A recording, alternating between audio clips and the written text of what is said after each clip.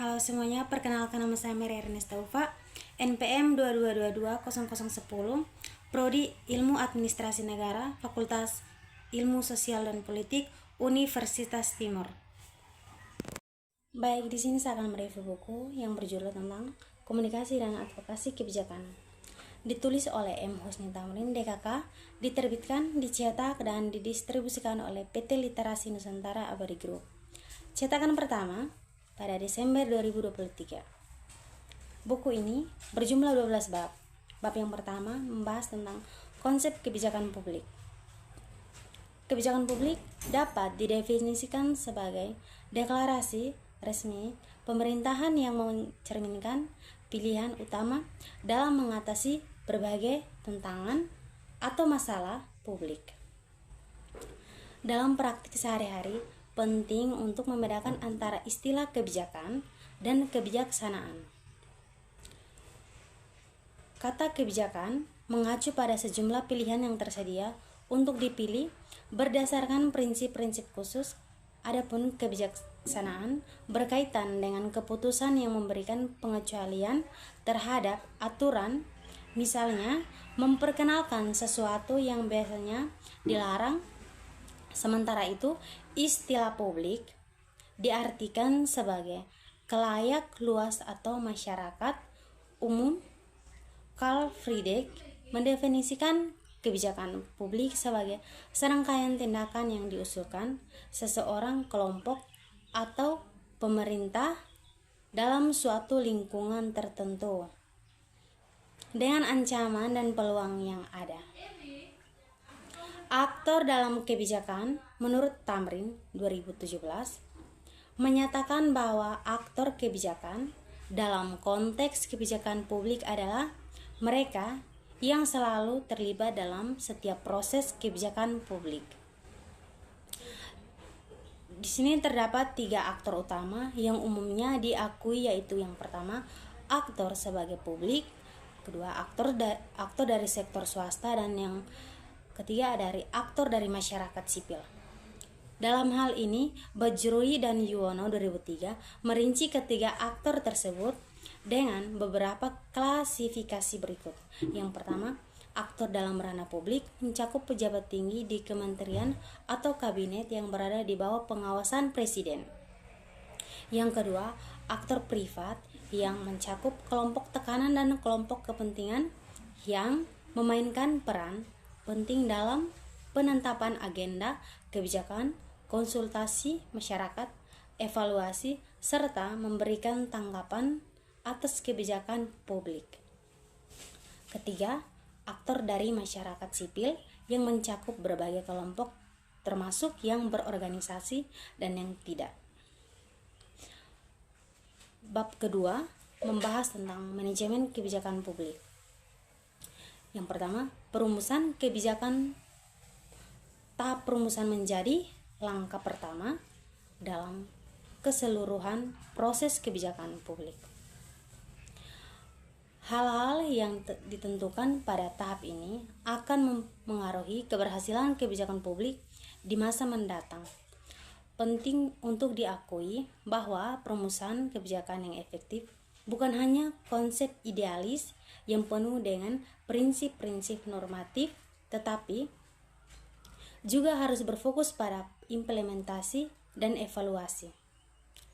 Kesalahan umum yang sering dilakukan oleh pembuat kebijakan adalah menganggap kebijakan yang baik hanya berisi ide-ide ideal tanpa mempertimbangkan realitas di lapangan. Sejumlah ahli menekankan bahwa dalam proses perumusan kebijakan publik ada beberapa karakteristik esensial yang perlu diperhatikan untuk memastikan pencapaian tujuan kebijakan saat tahap implementasi. Menurut Jones 1996 menyoroti 4 tipe kelompok kepentingan dalam konteks minat, akses, dan kebutuhan masyarakat dalam perumusan kebijakan publik. Yang pertama, kelompok dengan organisasi yang solid dan memiliki akses yang kuat. Yang kedua, kelompok dengan organisasi yang solid tetapi tanpa akses yang kuat. Yang ketiga, kelompok yang kurang terorganisasi tetapi memiliki akses yang kuat. Dan yang keempat, kelompok yang kurang terorganisasi dan juga tidak memiliki akses yang kuat. 1.2 membahas tentang implementasi kebijakan. Hal yang terpenting dalam kebijakan publik adalah implementasi kebijakan.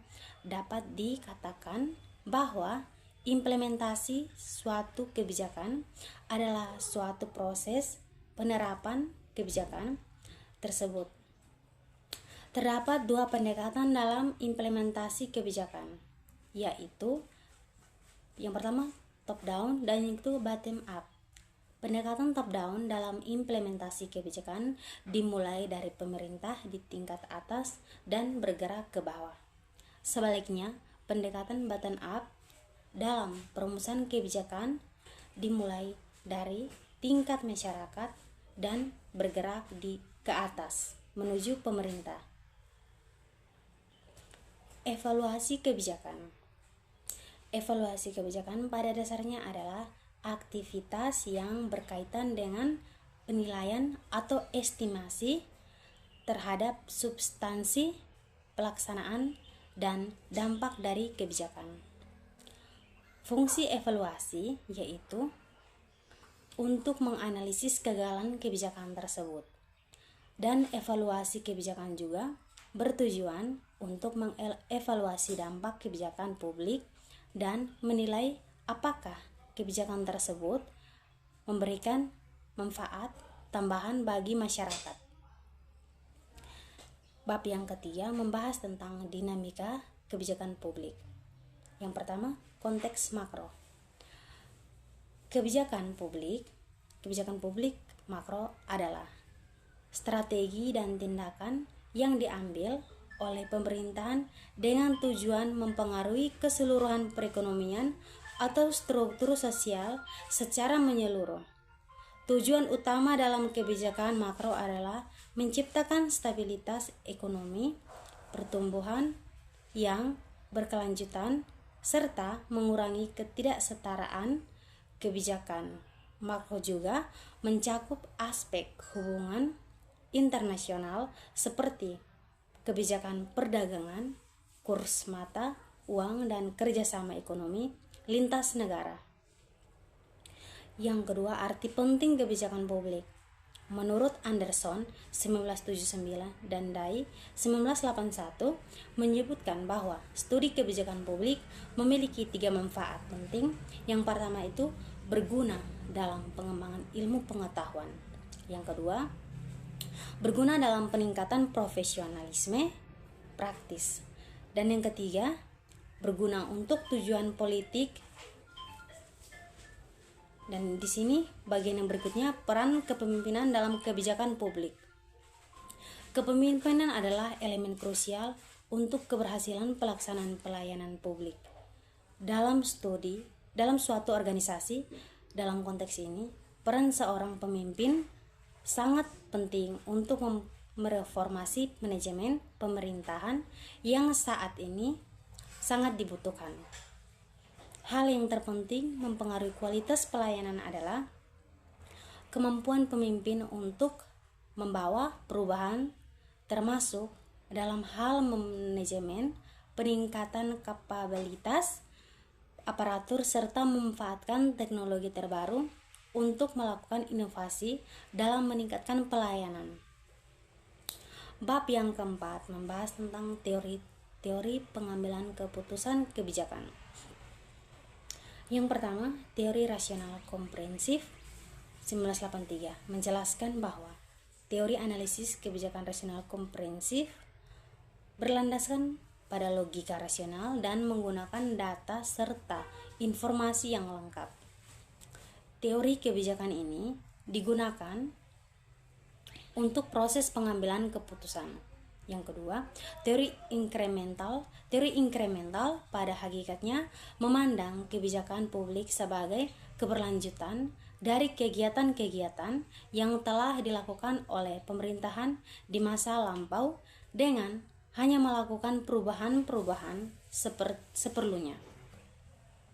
Kata incremental merujuk pada pendekatan kebijakan yang mengalami perubahan secara bertahap.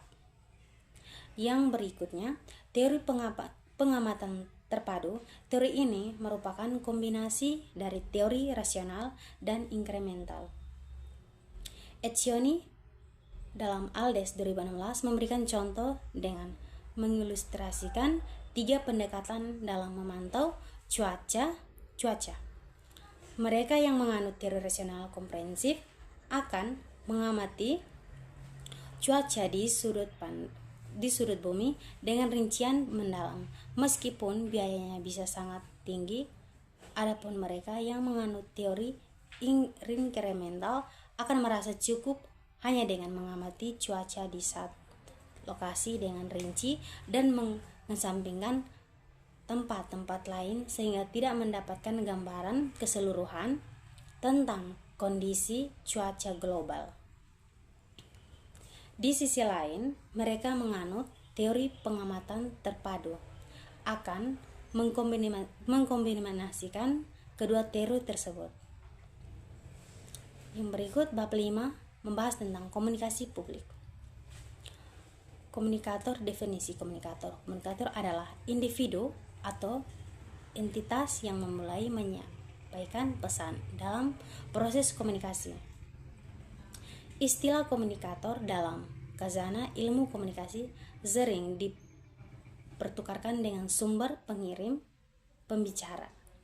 Jenis-jenis komunikator: yang pertama, citra diri sendiri; yang kedua, spesialisasi; yang ketiga, profesionalisasi; yang keempat, ritualisme.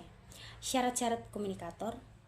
Syarat-syarat komunikator Ruben dan Stewart menjelaskan bahwa terdapat beberapa kriteria yang harus dipenuhi sebagai komunikator dalam suatu program atau proses komunikasi, baik dari sisi karakter individu maupun dari sisi performa kerja.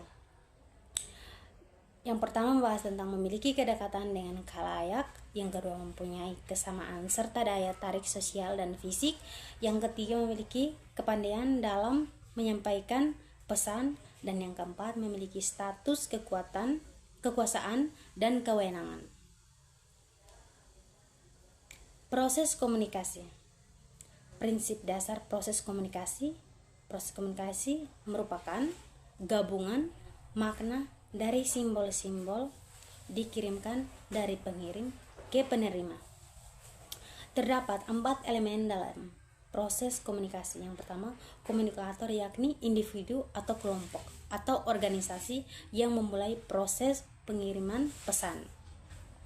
Dan yang kedua, isi komunikasi, yaitu elemen yang terdiri dari simbol atau tanda-tanda seperti kata, tulisan atau lisan, serta gambar dan angka. Yang ketiga, media atau kanal, yaitu alat yang digunakan untuk mentransfer pesan seperti radio, surat, koran, majalah, televisi atau komunikasi tatap muka langsung. Yang keempat itu komunikan, yaitu individu, kelompok atau entitas yang ditunjukkan sebagai penerima informasi. Unsur-unsur komunikasi. Secara umum, komunikasi terdiri dari 7 unsur. Yang pertama, 1. Sumber komunikator semua peristiwa komunikasi yang akan melibatkan sumber sebagai pembuat atau pengirim informasi. Yang kedua, pesan-pesan yang dimaksud dalam proses komunikasi adalah sesuatu yang disampaikan pengirim kepada penerima. Yang ketiga, media yang dimaksud di sini adalah alat yang digunakan untuk memindahkan pesan dari sumber ke penerima. Yang keempat, penerima. Penerima adalah hak pihak yang menjadi sasaran pesan yang dikirim oleh sumber. Yang kelima, efek. Dampak atau efek yang mengacu pada variasi dalam pemikiran, perasaan, serta tindakan seseorang sebelum dan sesudah menerima sesuatu pesan. Yang keenam, umpan balik. Beberapa orang berpendapat bahwa respon atau tanggapan merupakan manifestasi dari pengaruh yang diberikan oleh penerima. Bab yang keenam membahas tentang model-model komunikasi. Yang pertama, model komunikasi linear.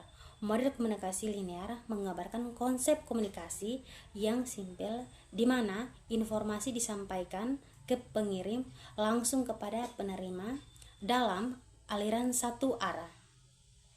Yang kedua, model komunikasi interaktif. Secara sederhana, interaktif mengacu pada komunikasi yang berlangsung dua arah. Komunikasi interaktif merujuk pada proses di mana pengirim menyampaikan informasi kepada penerima dari mendapat respon langsung, baik itu melalui media online maupun offline. Yang ketiga, model komunikasi transaksional. Model komunikasi transaksional adalah suatu model di mana komunikasi berlangsung secara berkelanjutan dengan pesan yang dikirim dan diterima secara konstan dalam suatu proses komunikasi. Inti dari model ini adalah anggapan bahwa setiap pihak yang terlibat memiliki informasi atau pesan untuk dibagikan kepada yang lain. Bab yang ketujuh membahas tentang bentuk-bentuk komunikasi. Bagian yang pertama, komunikasi intrapersonal. Komunikasi intrapersonal terdiri dari 3 elemen kata, yaitu komunikasi intra dan personal atau individu. Komunikasi didefinisikan sebagai proses di mana informasi ditukarkan antara individu melalui simbol-simbol, tanda-tanda, atau perilaku. Adapun istilah personal merujuk pada hal yang bersifat individu atau khas individu.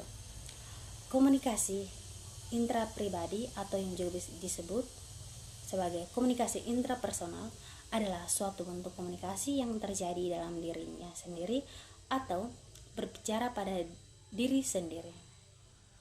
Komunikasi interpersonal pada dasarnya adalah interaksi tatap muka antara individu di mana setiap partisipan memengaruhi pandangan orang-orang yang ajak berkomunikasi. Menurut De Vito, komunikasi interpersonal merupakan pertukaran informasi antara dua individu yang sudah memiliki ikatan atau hubungan tertentu yang menghubungkan mereka.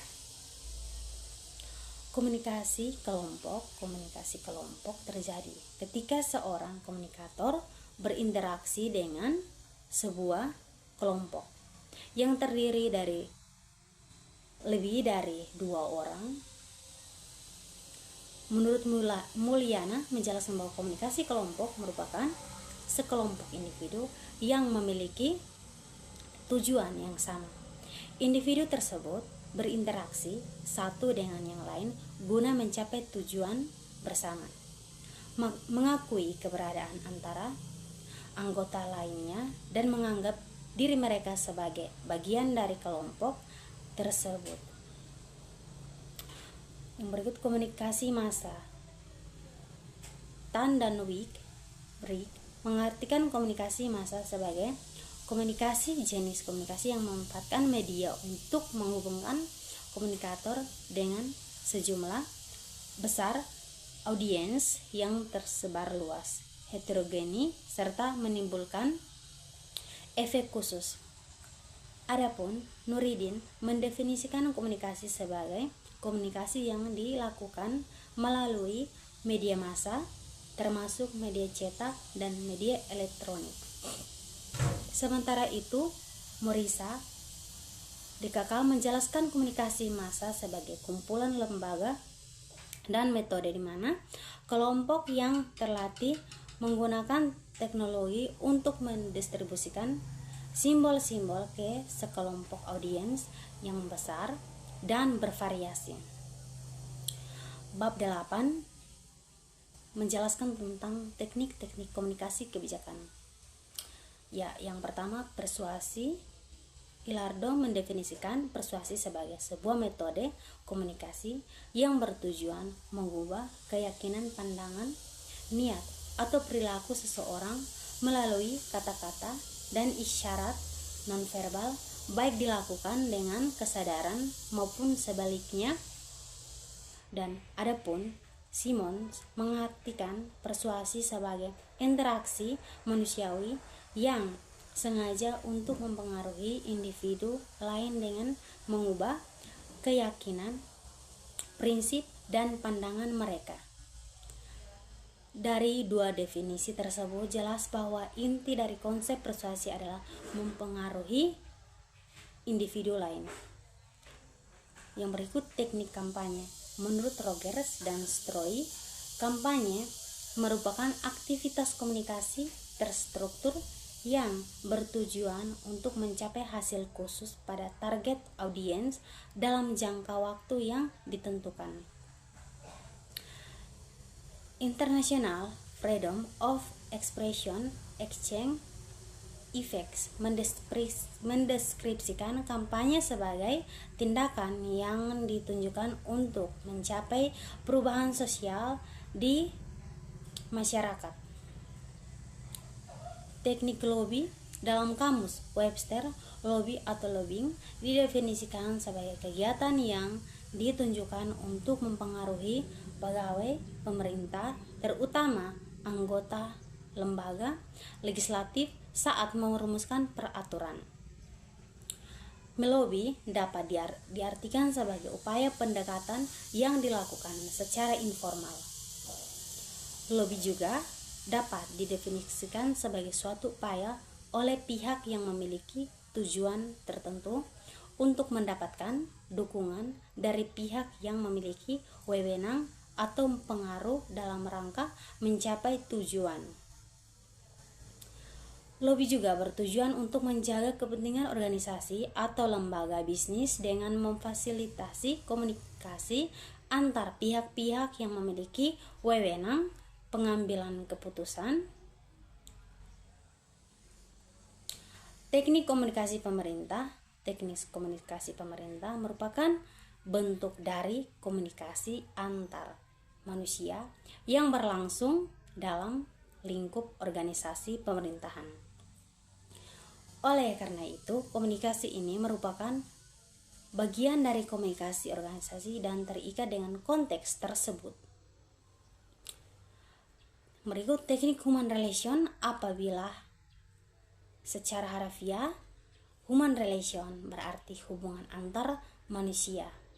Human relation dalam konteks yang luas dipahami sebagai suatu bentuk komunikasi persuasif yang dijalankan oleh seseorang terhadap individu lain melalui interaksi tatap muka di berbagai situasi dan aspek kehidupan. Sedangkan dalam konteks yang lebih spesifik, human relation adalah bentuk komunikasi persuasif antara seseorang dan orang lain melalui interaksi langsung dalam konteks pekerjaan atau organisasi. Human relation juga bertujuan untuk mengatasi hambatan komunikasi, mencegah kesalahpemahaman, dan mengembangkan aspek positif dalam hubungan kerja. Berikut teknik negosiasi. Menurut arti sebenarnya, negosiasi berarti perundingan. Negosiasi dapat diartikan sebagai komunikasi dua arah yang bertujuan mencapai kesepakatan bersama. Menurut Robbins 2001 mendefinisikan negosiasi sebagai proses pertukaran barang atau jasa antara dua pihak atau lebih. Yang berikut teknik diplomasi. Diplomasi memiliki akar kata dari bahasa Yunani yaitu diplon yang berarti melipat. Diplomasi merupakan proses politik yang bertujuan untuk pengembangan dan mempengaruhi kebijakan luar negeri terhadap negara lain. Bab 9 membahas tentang advokasi. Ya, di sini pengertian advokasi. Advokasi berasal dari bahasa Belanda yaitu advokat atau advocateur yang berarti pengacara atau pembela. Oleh karena itu, istilah advokasi ini sangat lekat sekali dengan profesi hukum Adapun kata advokasi dalam bahasa Inggris mempunyai definisi sebagai to advocate, yang mempunyai definisi tidak hanya membela, melainkan juga dapat berarti mengembangkan atau memajukan, menciptakan, melakukan perubahan. Jenis-jenis advokasi. Terdapat jenis-jenis advokasi yang dilihat dari legalitas normatifnya, yaitu yang pertama, advokasi legitasi merujuk pada advokasi yang dijalankan melalui proses hukum di pengadilan. Yang kedua, advokasi non-legitasi merupakan bentuk advokasi yang lebih berorientasi pada politik dan berupaya menyelesaikan sengketa di luar ruangan sidang. Berikut unsur-unsur advokasi. Unsur-unsur dalam advokasi adalah fondasi yang membuat advokasi menjadi efektif. Sarama menunjukkan bahwa terdapat 8 unsur pokok dalam advokasi, yaitu sebagai berikut. Yang pertama, memiliki tujuan advokasi. Yang kedua, menggunakan data dan penelitian untuk advokasi. Dan yang ketiga, mengidentifikasi sasaran advokasi. Yang keempat, mengembangkan dan menyampaikan pesan advokasi. Yang kelima, membentuk koalisi.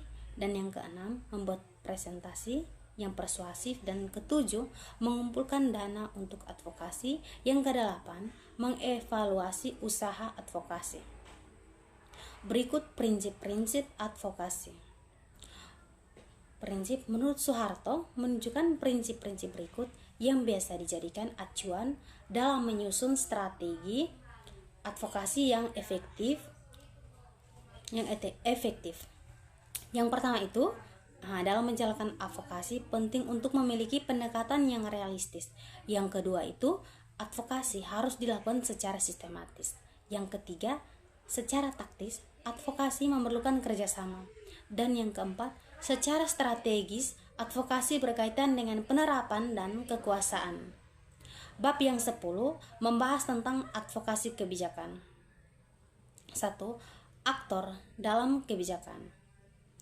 Aktor dalam advokasi kebijakan adalah advokasi kebijakan yang didefinisikan sebagai serangkaian tindakan terstruktur yang bertujuan untuk mempengaruhi keputusan kebijakan dengan melibatkan beragam aktor, termasuk pembuat kebijakan, lembaga kebijakan, dan agenda kebijakan. Dengan demikian, advokasi adalah upaya mendapatkan dukungan dan mempengaruhi keputusan dengan menghubungkan berbagai pemangku kepentingan. Tujuan advokasi kebijakan yang pertama, perbaikan substansi kebijakan advokasi. Kebijakan dijalankan dengan tujuan mendorong, memodifikasi dalam nilai ukuran dan mutu kebijakan supaya lebih memihak kepada masyarakat yang menjadi sasaran kebijakan. Yang kedua itu, perbaikan proses penyusunan dan keputusan kebijakan. Yang ketiga itu, perbaikan pelaksanaan dan pertanggungjawaban kebijakan. Dan yang keempat, perubahan persepsi dan sikap masyarakat atas kebijakan. Yang kelima, peningkatan transparansi dan akuntabilitas pemerintahan. Bab berikut, bab yang ke-11 membahas tentang strategi advokasi kebijakan yang efektif. Yang pertama itu membahas tentang advokasi melalui media memegang peran penting dalam proses pembentukan opini publik dan pengambilan kebijakan. Dengan kekuatannya dalam menyebarkan informasi dan menentukan narasi, media memiliki kemampuan untuk mempengaruhi masyarakat dan pembuat kebijakan dalam berbagai aspek. Yang kedua itu, advokasi melalui pengadilan advokasi. Kebijakan melalui pengadilan adalah salah satu dari banyak alat yang tersedia bagi mereka yang ingin mempengaruhi perubahan dalam masyarakat. Meskipun pendekatan ini dapat menjadi sangat efektif dalam situasi tertentu, para advokat harus mempertimbangkan dengan cermat strategi mereka dan bersiap untuk tantangan yang mungkin mereka hadapi di pengadilan. Bagian yang ketiga, advokasi juga menggunakan jejaring. Salah satu kekuatan utama dari pendekatan jejaring adalah kemampuan untuk berkolaborasi. Adanya kolaborasi akan menjadikan organisasi, individu, maupun kelompok masyarakat dapat menggabungkan sumber daya pengetahuan dan keahlian mereka. Bagian yang keempat membahas tentang advokasi melalui legislasi. Advokasi melalui legislasi adalah salah satu pendekatan yang memiliki potensi besar dalam mewujudkan perubahan kebijakan. Dan bagian yang kelima, advokasi melalui perundangan adalah sebuah pendekatan yang strategis dalam mempengaruhi kebijakan publik. Yang berikut keenam, advokasi melalui peraturan. Advokasi melalui peraturan menawarkan sebuah pendekatan yang lebih spesifik dan detail dalam upaya mempengaruhi kebijakan dan praktik di masyarakat. Dengan pemahaman yang mendalam, strategi yang matang, serta keterlibatan aktif dari berbagai pihak akan menjadikan advokasi melalui peraturan dapat memberikan dampak yang signifikan dan berdampak bagi masyarakat. Bab yang ke-12 membahas tentang policy brief. Definisi policy brief. Policy brief merupakan suatu sintesitas dari evaluasi terhadap suatu kebijakan yang ditargetkan bagi para pengambilan keputusan di tingkat tertinggi. Tujuannya adalah untuk mengenali masalah-masalah spesifik dan menyampaikan opsi-opsi kebijakan temuan-temuan terbaru, serta saran-saran baru untuk kebijakan yang hendak dibuat. Meskipun disajikan secara singkat, policy brief mampu menyampaikan informasi dengan jelas, dapat berwujud dalam berbagai format dokumen seperti cetakan teknis, cetakan catatan kebijakan, ringkasan bukti, ringkasan penelitian, dan lain-lain.